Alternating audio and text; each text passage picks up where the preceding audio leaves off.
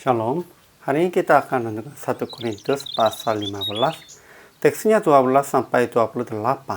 Sudah bagi dua paragraf. Paragraf yang pertama ayat 12 sampai 19. Kalau tidak ada kebangkitan orang mati, maka Kristus juga tidak dibangkitkan. Kalau begitu, menjadi sia-sia pemberitaan Paulus dan kepercayaan mereka. Paragraf yang kedua ayat 20 sampai 28. Kristus sebagai yang sulung dari orang-orang yang telah mati, dan semua orang akan dihidupkan kembali dalam persekutuan dengan Kristus, sama seperti semua orang mati dalam persekutuan dengan Adam.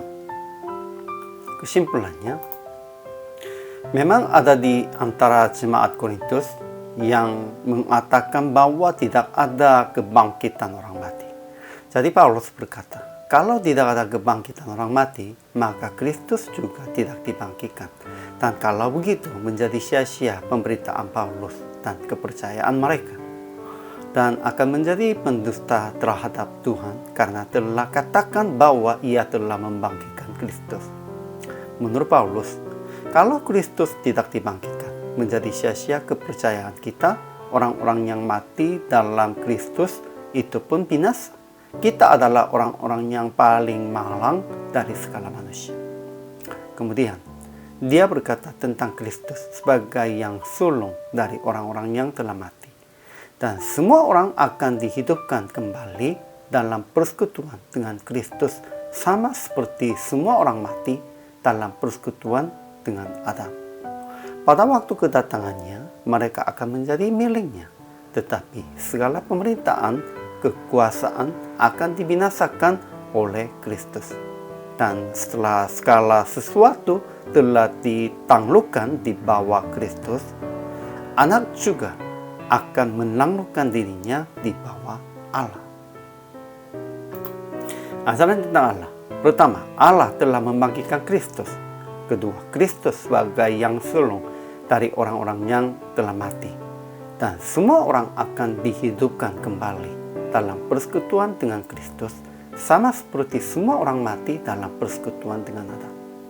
Ketiga, segala pemerintahan, kekuasaan akan dibinasakan oleh Kristus. Dan setelah segala sesuatu telah ditaklukkan di bawah Kristus, anak juga akan menaklukkan dirinya di bawah Allah.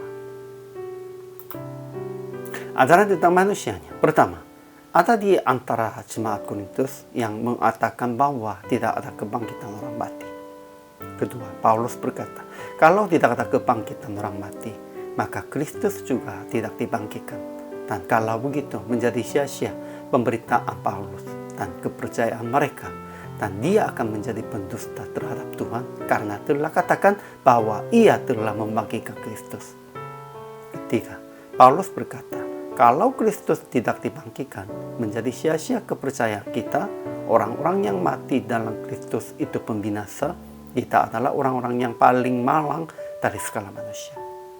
Keempat, pada waktu kedatangannya, orang percaya akan menjadi miliknya.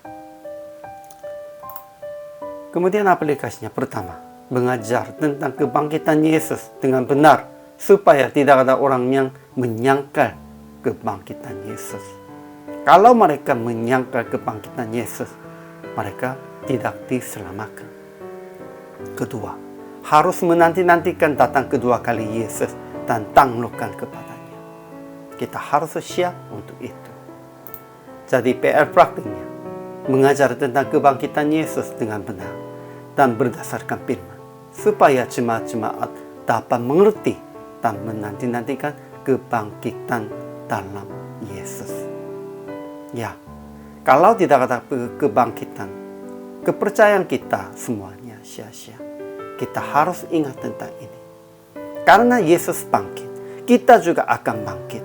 Dan melalui ini, kita akan diselamatkan dan akan menjadi anak Allah di kerajaan surga.